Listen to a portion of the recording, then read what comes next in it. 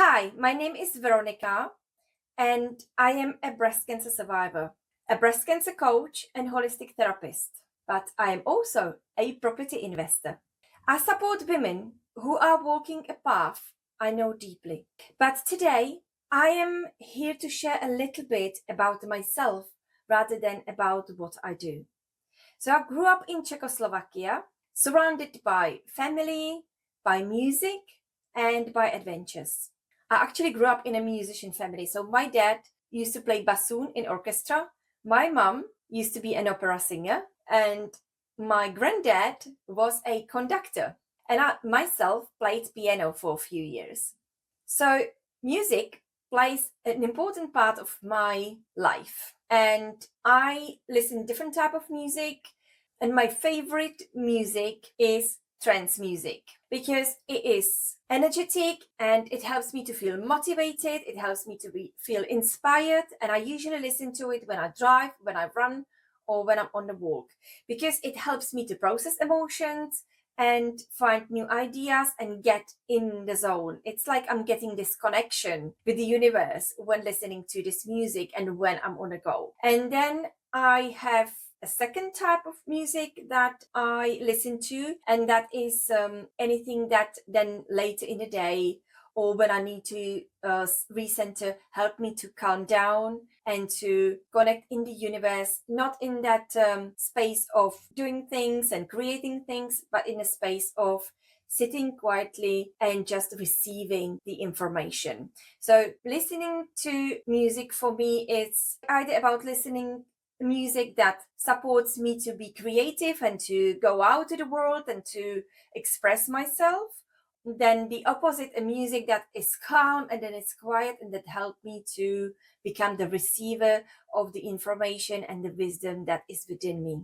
So another part of my life that might be a surprise to some of you is that alongside of the healing work, I am also a property investor. So I not only enjoy transforming or helping people to transform their lives, but I enjoy making properties nice and transform the properties that need also some care and healing. And I do that with my beloved friend Clara. Our property business is called 𝐂𝐢𝐿. And what we do, we turn the neglected properties that need love into more sustainable and nicer and modern living. And then we provide serviced accommodation, short-term lets, that looks not only after our guests, but also looks after and cares about our planet. Some of my favorite self-care tools are: first is visualization. That's completely for free, and we can use it as many times as we want throughout the day. You can never exhaust it. So that's my go-to. And I visualize and sort of daydream throughout my day. And I also observe my thoughts throughout the day. And when I catch myself to think negatively, I always now realize, well, now I'm manifesting what I don't want. So I need to refocus and I need to step back and just to sit for maybe a minute or two and start to visualize what I want to achieve and refocus the mind on my dreams, not on my problems. So visualization is a great part of my life and also my morning and evening routine. So I meditate and visualize every morning. This is my practice, and I always go through certain steps. I get myself into a meditative state. Then I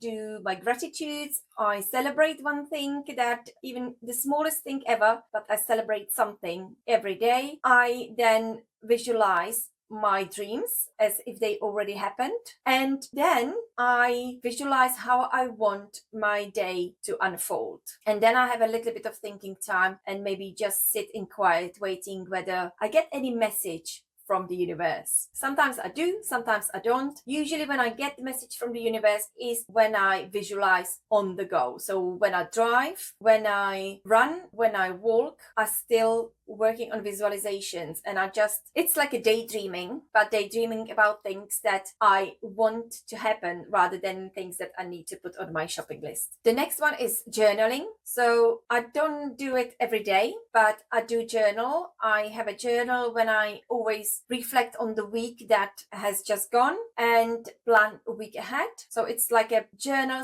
/ planner, but I write everything down, even my experiences, what my thoughts are, what I'm facing, and what I want to maybe improve the next week. And I do then a bigger session with myself every month, and then I do another one quarterly, and then I do a big one in between Christmas and New Year, not only to reflect on the year, on the last year, but also to celebrate everything. Because when I start to looking back and just start seeing how much I actually accomplished, it's always much more than I originally thought. So it's a great tool to always reflect and celebrate the successes, and then any failures takes as the lesson of how can I learn from this and how can I move forward in a better way, and then planning for the next year. So I do that on weekly basis, monthly basis, and yearly basis.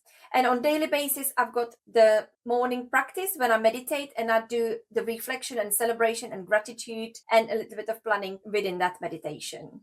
And these are the practices that I recommend always to my clients and to all the women I work with, because mind is everything. Whatever you think, you then create. So that's why visualizations, affirmation, listening to everything that's inspiring. So it's not only about visualizing and sending out there to the universe what we want, but it's about protecting ourselves from anything negative. So I don't watch news, I don't read news, and I don't want to read news because I don't need to. If something's really important, someone will tell me, because I want to have control over what I absorb in my mind, what I read and what I listen to. Now, why the work that I do matters to me? It is because since I was diagnosed, I knew on back of my mind that it happened for a reason, and that it gives me the chance to do something meaningful and to help women who are going through a difficult journey that I've been